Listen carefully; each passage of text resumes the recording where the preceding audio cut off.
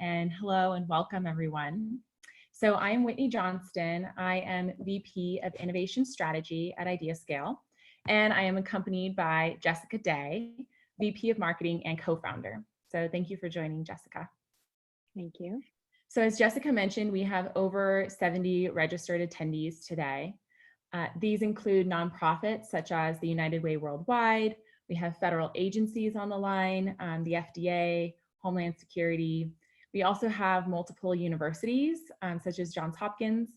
And we also have many people from diverse industries. So the hospital systems are represented, as well as medical technology. We have credit unions represented, just to name a few. So that's who's in the room to participate in our discussion today. We convened this webinar today because we want to help you in your efforts to respond to the COVID-19, and because we wanted to create a space where you can help one another. This pandemic has separated us into our homes. It has put distance between us, but it has also brought us together. People are helping one another share ideas. They are collaborating like never before, and you are at the forefront. You are running a new wave. You are driving a new wave of collaboration and exchange, and we want to thank you for that. So, in the spirit of collaboration, this will be an interactive session, as Jessica mentioned. We will have discussion prompts and polls and a Q&A, and we invite you to participate as much as you can. You're welcome to name your industry or name the specifics of your organization to your comfort level, but we do hope for your contributions to the discussion. It's meant to be a practical session, so we're going to get down to the nuts and bolts of building campaigns. So let's get right into it. So the topics we're going to address are crafting your campaign challenge, or your challenge statement rather, crafting a funnel or process by which to evaluate ideas and move ideas to fruition, and then some best practices around communications. So you'll have opportunity to participate in discussion on each of these topics. So let's get warmed up with a poll. So Jessica, can you kick us off or introduce us to the poll? Yes. So we're getting started by asking what challenges you guys are seeing. You're looking for your the one that's most impacting your business right now. We'll be talking about how these roll out into problem statements later, but we all know that it's impacting you in some way. So let's get everybody give a chance here to participate, and then we can talk about some of the results.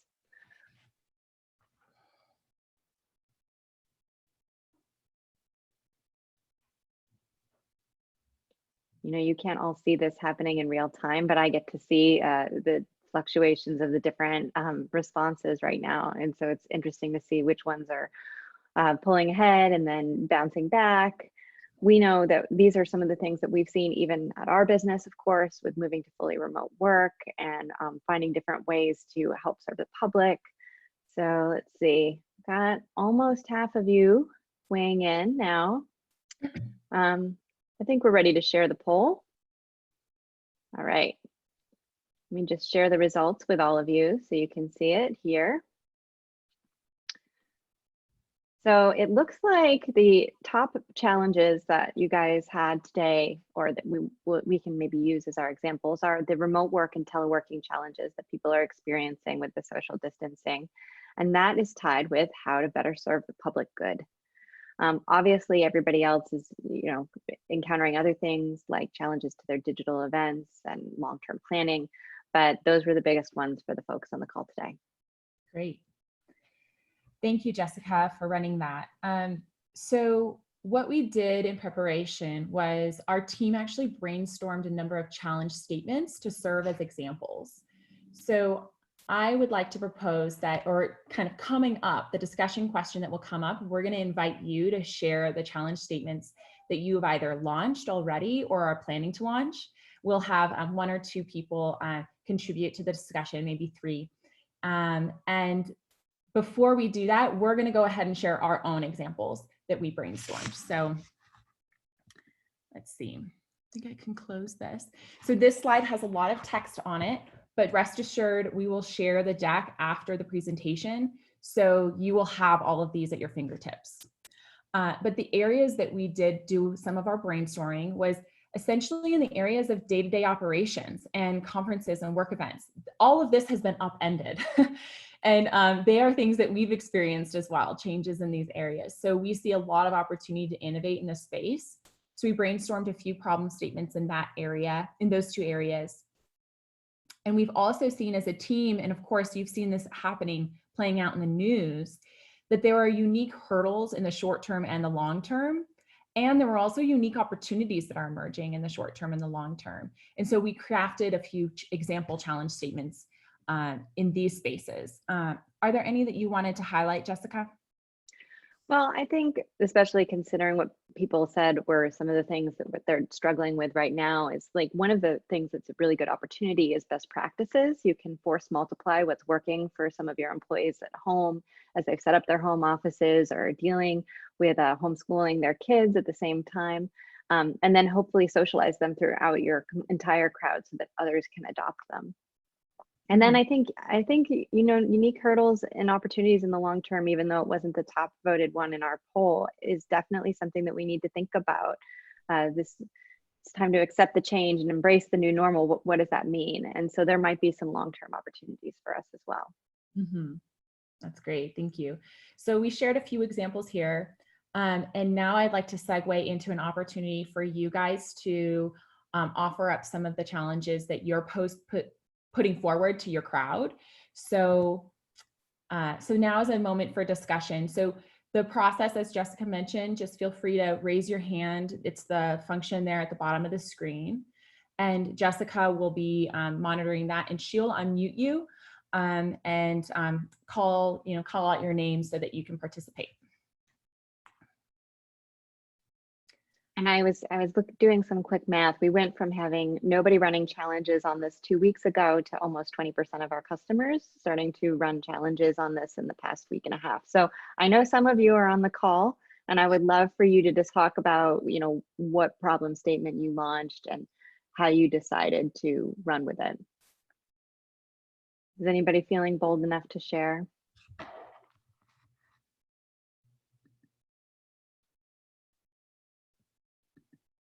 Well, we could, I think you're going to talk about an example one, Whitney, too, aren't you? Yes, I collected some examples that we can jump to. Oh, somebody is feeling bold enough to raise their hand. Okay, Trisha, you are unmuted. Please tell us what you're planning on doing. Oops, did I get muted? Oh, there you are. Okay, we haven't done it yet, but one of the things that we were thinking of doing is we have a number of staff that we're trying to find things to occupy them with while they're working from home. And we have some projects that we can have them work on, but we were thinking of having them do some training in the meantime. So we were thinking of launching a campaign that asks what kind of targeted training might you want to do, or online training would you want to do during this time period. And maybe Trisha, if you can, could you share what organization you're with, and sure, then we'll have a little more context for that. Sure, I'm with Snow Owl Library System. So we serve 26 libraries in the Snohomish and Island County of Washington. And so we have a number of library staff, since all the libraries are closed, that that we are trying to keep employed and figure out things that they can do remotely. And one of those things we've identified is training, that there's a lot of trainings that we all want to take, but we don't have the time to do it sometimes in our day-to-day routine. And now seems like an opportunity where we can do some of that training, attend some webinars and other stuff in our training department. Would like to curate and develop lists of training opportunities for staff that are targeted to their department and their work. I love that. I mean, that's like what Whitney was talking about. Some new opportunities are emerging that didn't necessarily exist a couple of weeks ago. What a great thing to be ideating around. Does anybody else want to talk about one of their campaigns that they're running? Let me unmute you here. So there's like 18 Josh Yezzis on here. So I'm actually not sure who you are. So I'm just going to unmute you and allow you to talk. All right, you should be able to speak now.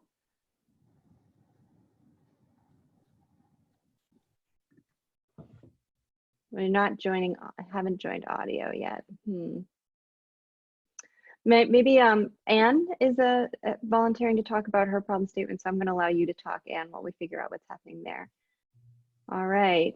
Okay. I think you're unmuted, Anne. Hi, thanks. I'm Anne Dearlam, and I work for Medtronic.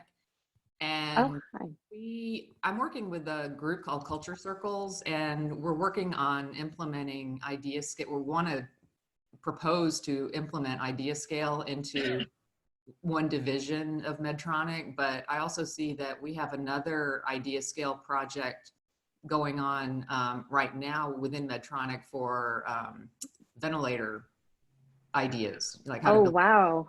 quick. And so you're doing that. Yeah, we are doing that. Yeah. And so my other thing is that, like, I want to figure out how to make the best face mask I can, you know, because I sew. This is like another, you know, tie into, you know, the current situation with COVID and everything. So I'm wondering, you know, does that even make sense to make like a side project for something like that? I mean, I think that's definitely an opportunity, especially for people who want to serve the public good from the comfort of their own home. I think that's definitely something that you could crowdsource some information on. Yeah. Okay. Thanks. We're very preliminary right now, so I'm just reaching out to see what we can do. Great. Thank you. And Jessica, I got a note that it looks like Lindy was logged in under Josh's name. And she's open to contributing. And I think she called back in, so she might be able to speak now. Mindy, can you raise your hand again? Hey. It's not video, so you can come. Okay. Let me try. How about this? Does that work for you, Lindy? Can you hear me? We hear you. Yes. Tell us about what you're working on at TriHealth. Sure. So again, this is Lindy Katurba with TriHealth. We're in Cincinnati, Ohio, and we represent a healthcare system of 12,000 team members. We launched a campaign late last week after realizing that our team members really needed a centralized spot to share their ideas on how we're managing the COVID-19 pandemic among our system and serving our community. We were hearing senior leaders, you know, mention in town halls and through communication that they were receiving ideas and they wanted more of those. And we recognized that those leaders probably were just getting pounded by emails of team members with ideas specific to the workflow, how we're managing and preparing ourselves at our hospitals, and the constant change in work assignments that team members across the system are making, as well as how we're managing our supplies as we prepare for an influx of potential patients. So we quickly scrambled and put together a campaign posing the question for creative ideas to conserve resources or streamline workflows at TriHealth. We launched that on Friday afternoon of last week with one email to all team members. And as of today, we have almost 230 ideas. And we are kind of changing our processes daily to ensure that those are properly being reviewed by our team, our Innovation Center team, that we are you know, managing the many duplicate ideas and those that maybe don't quite pertain to the challenge, but more importantly, that we are identifying the ideas that have potential to impact many areas of our system. We're seeing ideas that team members are already putting into place, as well as wonderful suggestions that could impact, you know, our whole system. And so what we're trying to do is most efficiently share those ideas with the right folks, whether it be our command center, senior leaders, specific department heads, such as, you know, safety and quality, pharmacy, human resources, and our marketing communications team. And so, you know, every day our processes evolve around this campaign. We do plan to do a bit more marketing, but we're trying to be sensitive to all the communication going out to our team members right now. But we expect that this campaign will continue to grow with ideas and participation. That's great. Thank you so much. Thank you to everyone for volunteering to share the topics that you're innovating on. And Lindy, that was really helpful and tees us up really well for a later portion as well. Because I think it'll be helpful for folks to, we're going to talk about funnels, and it will be helpful for folks to understand a little bit more about how you guys are dispatching ideas to those correct business owners. So if you would be kind enough to share again, that would be very much appreciated. Just a little preview of what's coming. Shall we move to the next portion?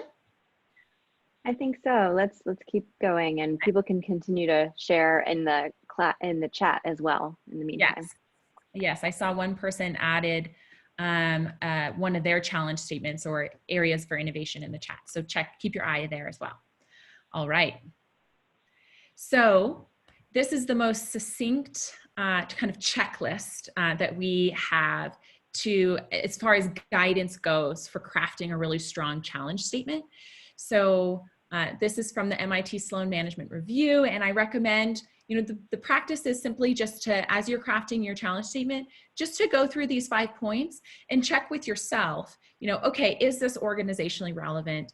Have I articulated, given people a sense of the gap, where we are and where we want to go with these ideas, and define the criteria. It is helpful for the audience to know what constitutes, the types of ideas you're seeking. So this is a good kind of rule of thumb. And what I would like to do in this case is maybe return to this if you have questions in the Q&A and you would like for Jessica or myself to provide some specific examples for these 5 points. And then we can continue and allow for more time for discussion from you guys. So that's the most succinct guidance. And this is one example of a campaign that is live. And this is a public campaign from the Department of Labor. And I wanted to share this one as an example because they have been running campaigns for years, and they have a great machinery for churning out public campaigns. They have just extensive experience in writing succinct, on-point challenge statements. So I think it's a really great example for you, and we'll share the URL so you can also go visit their page, their public page, and see the challenges they've posed. This is what it looks like in IdeaScale. So you can see the challenge is here. The idea is here. They've allowed for upvoting and downvoting. That's optional. And then their statistics are here. They just launched, and you can see they're also getting a lot of traffic. And then you can see their funnel. And their funnel is very simple. They chose collect and refine stage. And so there's a function here, a period of time where ideas will be refined. And then they have an assessment stage. So with that, I want to move to, I'll move to an example funnel that I can offer you guys, and you can just plug and chug that funnel if you like. And then I'll also invite the room to share your processes and how you're routing ideas to the correct people. Okay, there we go. So what is a funnel? A funnel is a process by which you can take a lot of ideas here at the top of the funnel, and then you can filter and select and refine those ideas so you have a few actionable ideas at the end. The way this slide is structured here is a visual representing the funnel and the stages throughout the life cycle of the idea. And then the next portion is indicating really what happens in this stage. And then the last shows a few options that you might want to consider as you're crafting and thinking about your own process.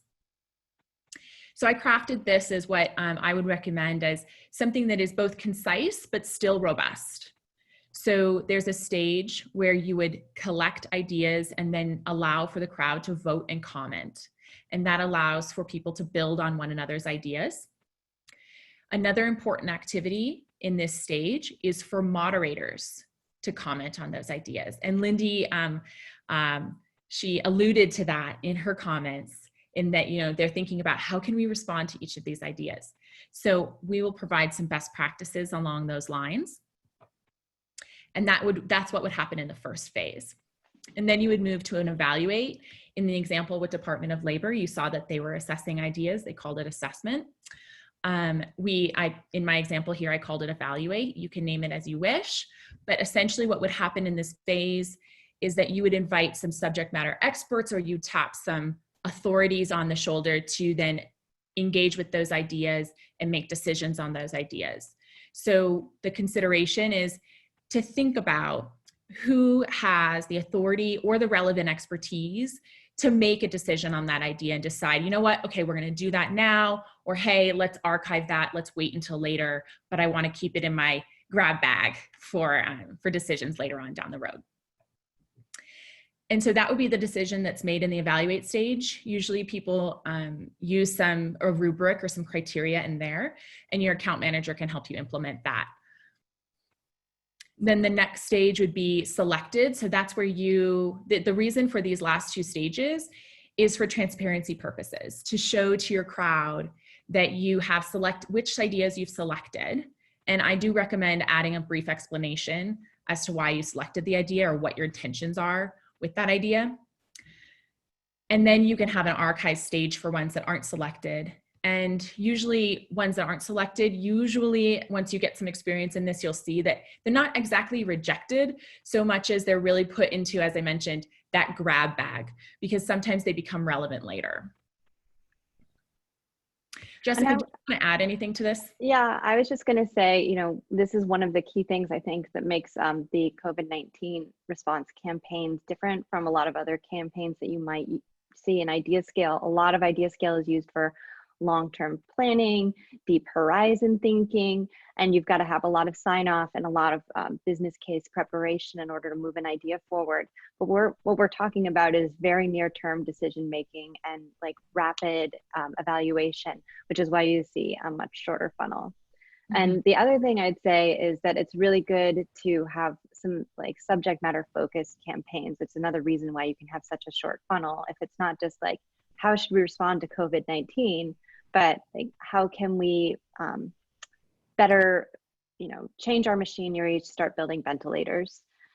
This is, you'll need a much shorter funnel for that because it's so focused subject matter. Mm-hmm. Great. So I'll be inviting you guys to share your examples in a little bit, but I wanted to go through some of those best practices for the moderators. So we do recommend responding to each contribution. People have put a little bit of themselves out there into the world, and they do appreciate just hearing back, even if it's as simple as just expressing appreciation. And in the software, we actually have a saved reply function. So you can actually have a few kind of at your fingertips to help you move through the volume of ideas. But at a minimum, expressing appreciation for their contribution. And then from there, more substantive response, the better. So asking for additional clarification so as to build out the idea and flesh it out further, asking follow-up questions. And as a moderator, you can also start to connect ideas with one another. You can link them, and you can also solicit additional input from other perspectives, connect authors who have similar ideas. So those are just a few ideas for how to craft the guidance for your moderators if you're enlisting a few moderators, or how to craft your guidance to yourself as you're thinking what to do with those ideas and how to respond. So we have a couple examples of some follow-up questions you could ask, or how to connect idea submitters, and you're welcome to just lift this text and put it into your saved replies if you like, or a variation of this, just something handy for you to have after the session. Anything you wanted to add, Jessica? I mean, I think the examples that you have here are great. I think maybe we could link to, we have another document that has some copy and paste text you can use for your moderators. Mm-hmm. Great. And so now I'd like to invite you guys to share. You don't have to answer all these questions, but just a few question prompts. So what stages are you using, or what functions are you using, or would you recommend? How are your moderators responding to the submissions? Who else is involved? I think Lindy already referred to a number of other business owners that she's dispatching ideas to. But it'd be great to hear from one or two people just a little bit more color around the nuts and bolts of how you crafted or shaped your process. Again, watching for some raised hands if you guys have some.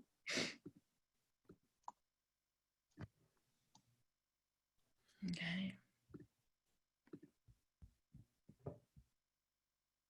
Oh, it looks like Matt has shared a resource with everybody about different replies that you can save in your moderation dashboard as well. It's another resource to make it easier for your moderators to respond.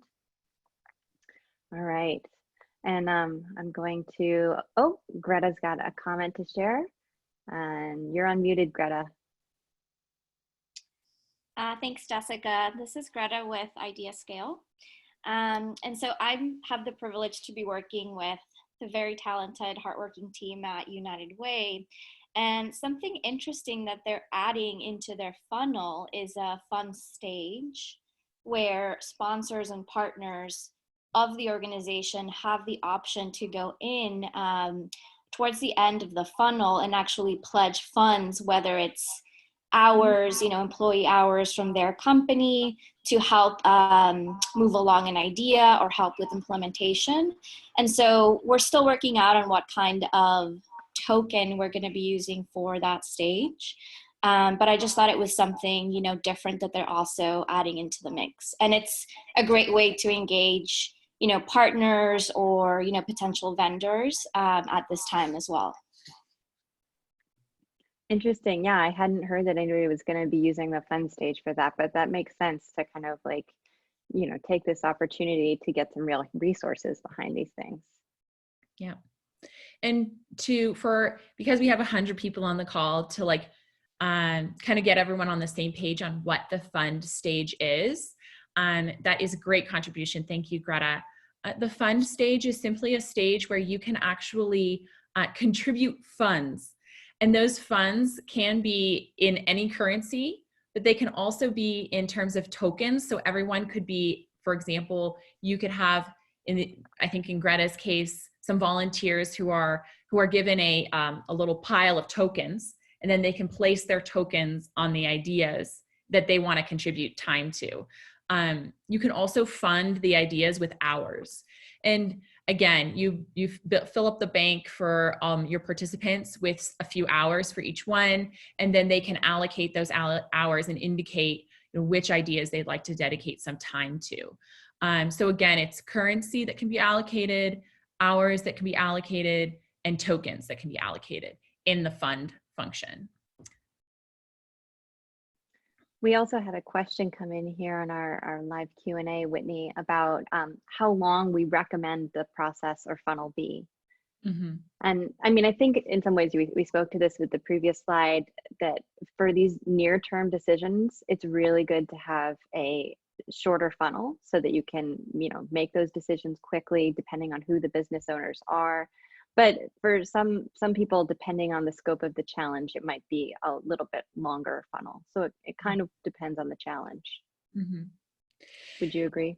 Yes. And I think especially because our response is very time sensitive right now. One example I could offer is what I would do is launch the campaign. Let's say I launched on Monday. I would say my call to action would be 100 ideas in 7 days. And I would try to rally the crowd around getting 100 ideas in 7 days. Those numbers are a little bit arbitrary, but I'm just trying to indicate, give people a milestone to reach for. Give them something to reach for and give them a deadline to submit by that's pretty near term. You can still keep the submissions open, but by setting a near-term goal for people to shoot for, it will get a larger plug of ideas coming in earlier. Mm-hmm. And then you can have a longer tail of ideas, but you can then act on a lot of those ideas that came in at the front end. So that's how I would like front load the submissions. My call to action would be pretty specific in terms of a goal for submissions and also a timeline. I worked with one hospital system that actually had a really nice launch where they said anyone who submits in the next 24 hours will be eligible for a raffle, and we'll have a raffle prize within the first 24 hours. That got a ton of traffic to their campaign in the first 24 hours. And then they had a longer tail where they just kept collecting ideas. But then they were able to just kind of have a little bit of a low stakes prize and kind of a little bit of a kickstart to their campaign. So that's another technique I would recommend. I would say too, from all of the campaigns that we've seen launch so far, most of those funnels are very short, like 3 stages or less so far as a trend. Yes. Okay. So Jessica, should we move on to the next portion, or? I think so. Okay. No more raised hands that I see. Okay. All right. So the last portion that we wanted to discuss is some best practices around communication. So my recommendation, kind of the basic rule of thumb, is to use at least 4 channels to reach your crowd. The reason for that is that there's a lot of flurry of news right now, and there's a lot of noise. And so you want to find the best way to reach your crowd. I personally am much better at responding to social media call to action than, say, an email burst. Whereas other people really respond to their email and never go on social media. And some people are much more inclined to look at their company website and then look for the call to action there. So that kind of illustrates how you can reach a more diverse crowd if you use more diverse channels. Is there anything you'd like to add, Jessica? I was thinking about how you said actually one of your favorite channels that is often overlooked is working with your partners. I think that that's a really good point, especially now since we are all very linked. Like that could be people in your supply chain. Those could be, sister nonprofits to you, whoever they are. Work to get beyond your, crowd as usual and see who else you can reach with your partner network. Mm-hmm. And then the other thing, we have events down here. I know events in the traditional sense have gone away, but there are tons of digital events and meetings that you guys are still holding. And so that's a really great place to be talking about this and driving engagement as well. In fact, we'll share some calls to action in our own event today. Mm-hmm. So, and I think I'll add one more point, which is we're both diversifying our channels, and at the same time, we also want to diversify our message. So recognize that your crowd has different pockets of people, and those people will respond to the messages differently. So the way you craft your message for your customers will be different than the way you craft your call to action for your employees, or different types of employees within your organization might also require some tailored messaging as well. So know your audience, know what's important to them, and then speak to them in their language. Okay, so the next discussion item is actually, I'd like for you to take a look at this slide and think about how you're reaching your crowd. And what I'd like to know is what's missing from this slide, right? I'm sure you guys are doing a lot. I know, in fact, that many of you are doing have very creative communications campaigns that don't necessarily fall within these 8 categories, or they're a very interesting flavor of one of these categories. So we're gonna have 2 things. One, a small poll, and then the second will be a discussion question. So start thinking about what you might want to add to the discussion. Let's go ahead and start with the poll. I launched the poll, but I also see that Carlos is raising his hand. So maybe while people respond to the poll, we can hear from Carlos. Okay, I think Carlos. you are unmuted. Hi. Carlos. Yep. Hi there. Can you hear me? Welcome. Yes, we can. Hey, how are you doing? Hi, Carlos. Good. Nice to How see are you again. Good to see you. Good. Well, it's just a question. We have let's say reshaped with the support of IdeaScale team our IdeaScale site, just preparing to open to public and to launch some crowd innovation campaigns that we need to launch in our country right now, because of the situation. One of the things that we were planning yesterday is how to get organized in the way we present the campaigns. Mm-hmm. For the moment, we are recognizing that we should align the campaigns with the phases that the general strategy of the public health system, which are right now we are in the phase that is called the contention phase. The whole country right now is locked down, so everybody is at home and just a few essential business are moving on. For in the next weeks, possible we are going to move to what is called the mitigation phase, in which countries like Italy or etc. are just have moved on. Mm-hmm. And then we should move on to the recovery phase, which is the phase in which China is already entering. Mm-hmm. China is already moving in the recovery phase. So we hello? We can hear you. We can hear you. So what we are planning is to try to organize the campaigns in these three phases. We want to launch some campaigns immediately because we need some action immediately in terms of contention. An example is we are watching an increase in the calls, in the emergency calls of intra-family violence because the lockdown are some issues related to family violence are emerging. So we need solutions for this. And of course, all the issues on getting prepared, the health system, ventilators, improving the health. So those are campaigns for the contention phase. Then we should also start to think about campaigns for the other phases. My question is, how do you organize your your IdeaScale landing in which you put everybody in this let's say organization regarding these three big phases? That would make easier for the general public to understand where to identify where they want to get involved. Oh, great. Okay, I have an idea for how you could organize that. Jessica, did you have some ideas too? Well, I mean, no, why don't you start and I'll see if I have anything to add. So Carlos, I think what I would recommend, and I think it's a great idea, and maybe it's a good kind of page to take out of your book for other people on this call. I hadn't even thought of that. So thank you for sharing that, Carlos, to organize your campaigns in conjunction with the phases of your country's response. And it's really nice that it sounds like Colombia has a pretty, Colombia has really gotten themselves organized in terms of what phases you guys are going to go through and how that's going to work.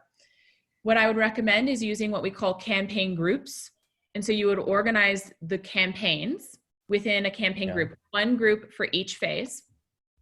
And then what we can also do on your landing page is we'll use our modules, the campaign modules, and we could have one module, like one color for phase 1, one color for phase 2, and one color for phase 3. And we can indicate that with words as well.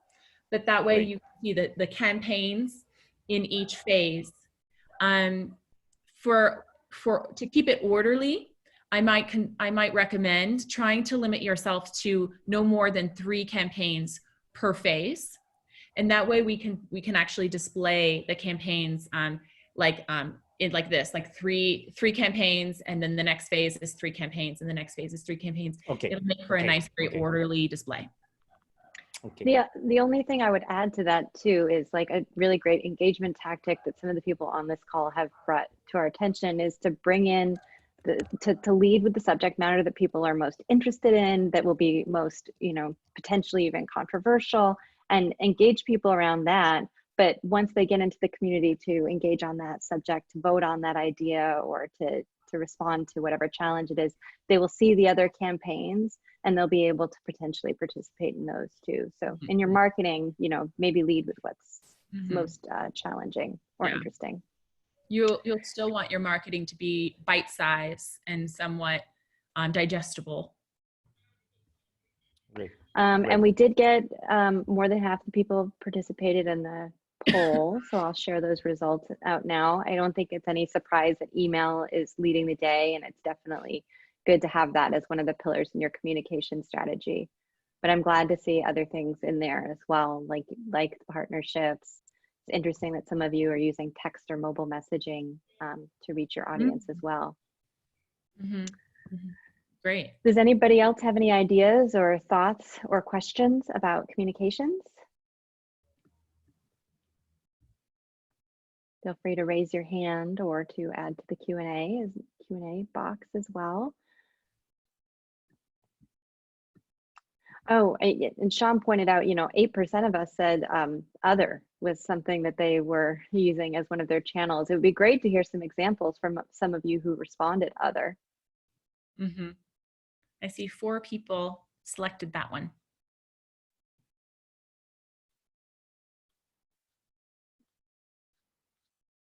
Well, perhaps you can also add that in the oh, I've got one comment here. Let me open it up to Anne again. Hi, Anne.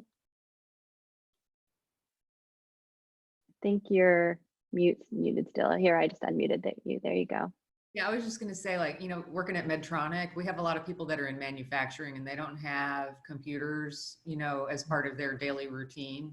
And so we were thinking about doing a more PR-based campaign, but having like door clings and posters up, you know, in their work areas so that they, or around their work areas so that, you know, they can participate as well. So it's not just only computer or email. Desk people.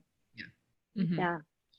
I'm so glad that you mentioned that, because there's actually that's actually quite common amongst our clients.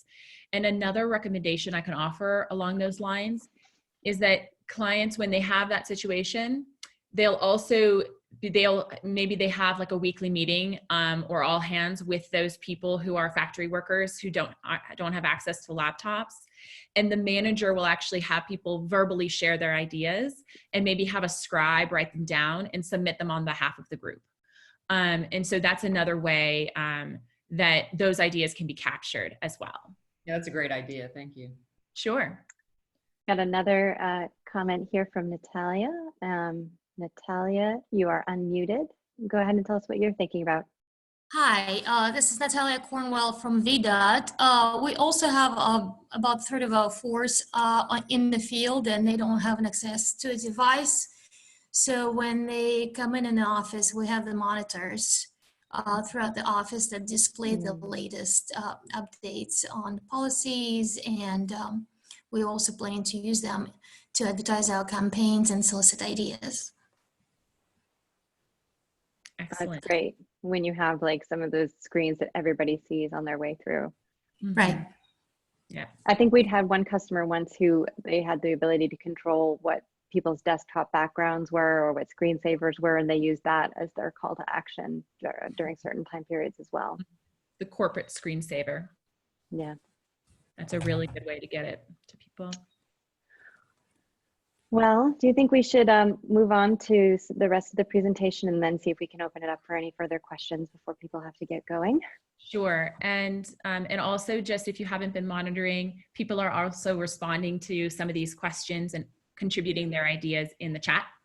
So, so that's another space to get some ideas and contributions. So we did the discussion. We can skip that. And Jessica, do you want to tell us, so we have our call to action here. Do you want to tell us about that, Jessica?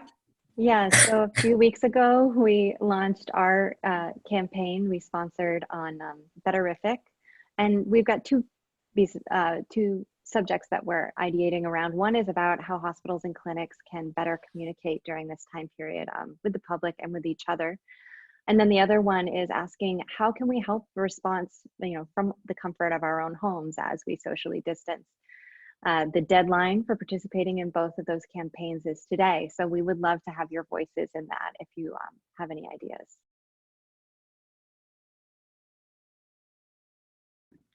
Great. And we also showed as an example that you can include some incentives there as well. It's not necessary, but that was something we chose to do with these challenges. I think a lot of people, they will participate because they have an intrinsic drive to participate.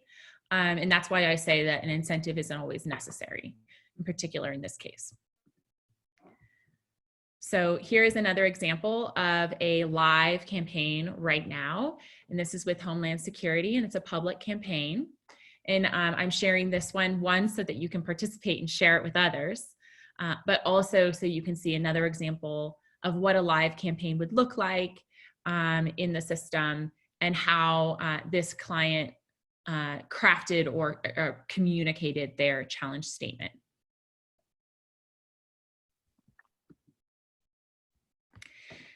And yet another example. So I showed you earlier the example of the Department of Labor, and the one I showed you was this specific challenge, just the one, and how it's displayed on its own challenge page fully. This is actually a screenshot from their landing page, and so it shows that they actually have 3 challenges that are live right now. And the reason I'm sharing this is, one, because it's public and you can participate, and so please share it with others.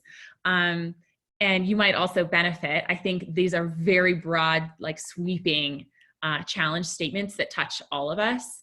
And so, so thank you to the Department of Labor for launching this and helping our community, at least here nationally.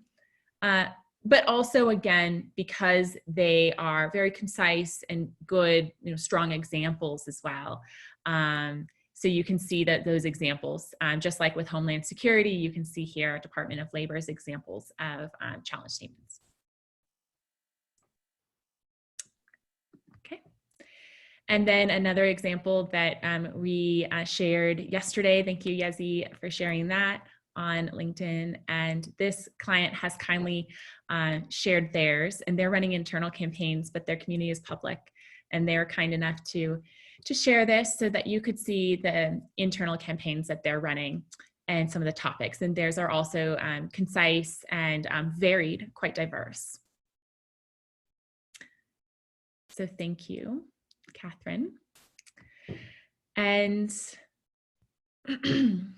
and then we have a resource for you. We will include this resource afterwards.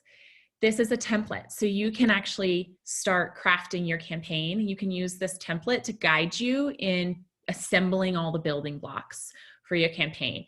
It's basically kind of getting started with a challenge is knowing what questions to ask. And this formula, this template will walk you through those questions and help you craft that campaign. And then you can ship it off to our team, and we will help you implement that in the software.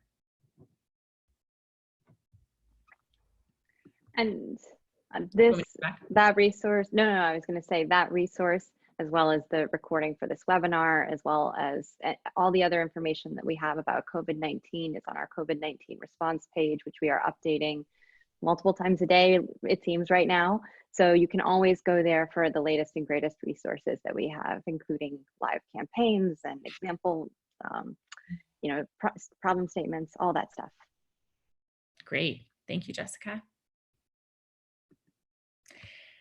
And with that, I want to open up to Q&A, but I also want to thank Calvin and Callan for helping us put together these materials, because those are 2 team members who really helped us assemble the materials and get Jessica and myself ready for today. So thank you to both of you. Yeah, pretty quickly. Thank you, guys. This is, of course, a time where again, raise your hands or use the Q&A forum. We'll stay on and talk to you guys as long as you guys are available. So let us know if there are any other questions that you have.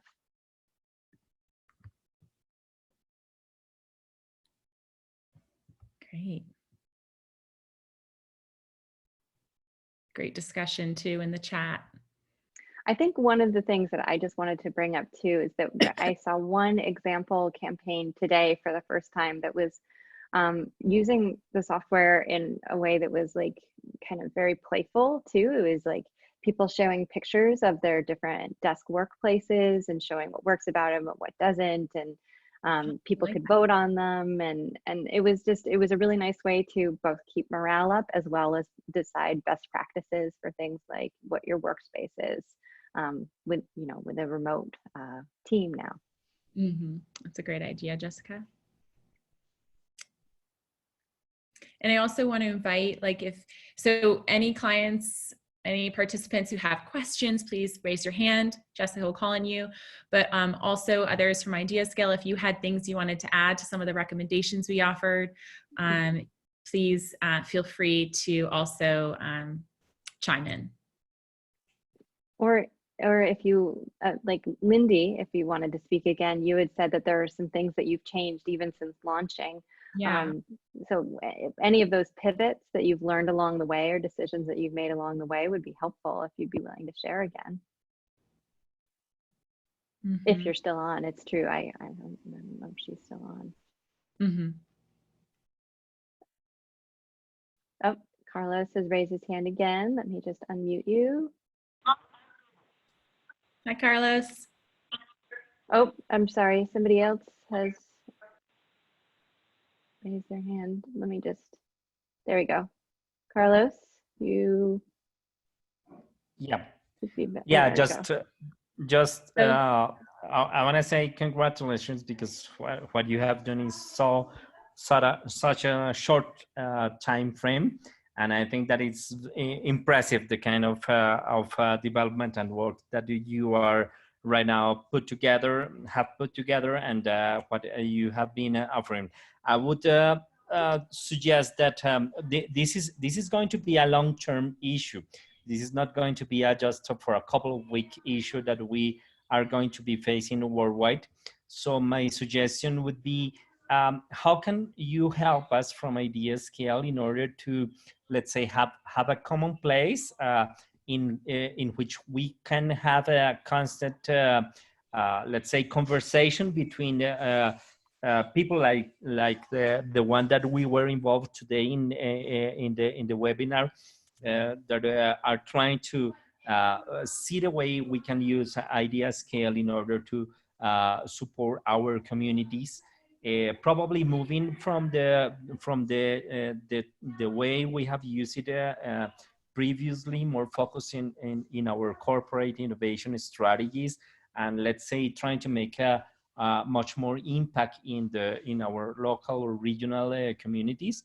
I think that many of the challenges we are facing right now in every city, every region, are going to be common challenges that sooner or later are going to come to other places. So good to have the opportunity to recognize constantly what is moving on, and let's say grow this very COVID-19 response community. I would say something like that.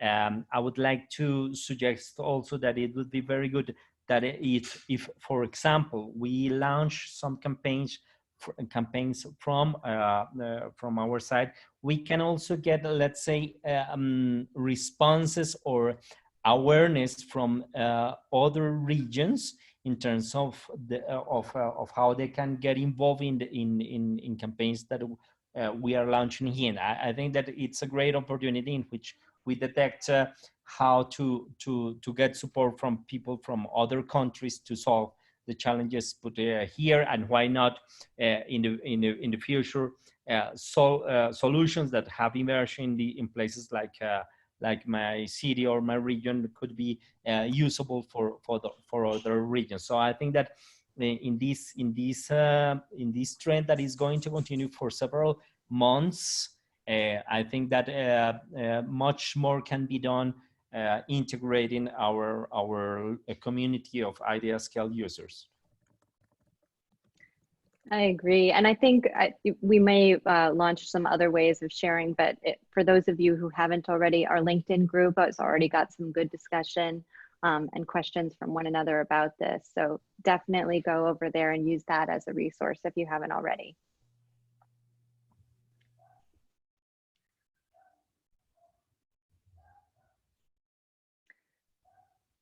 And let me promote you to speak too, Sean.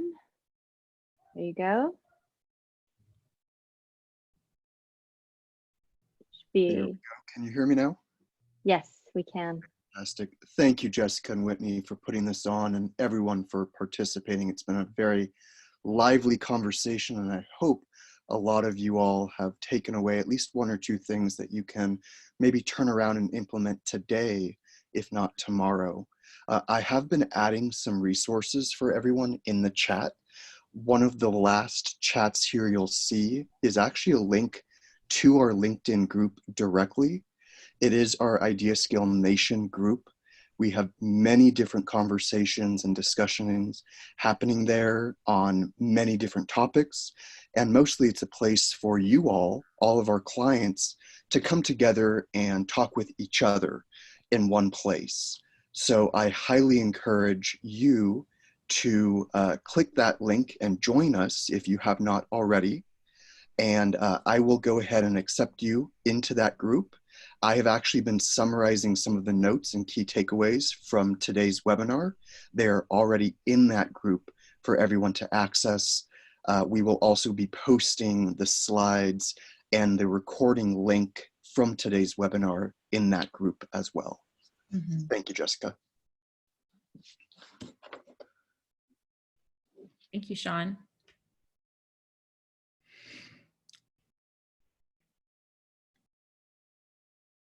Are there any other questions, suggestions?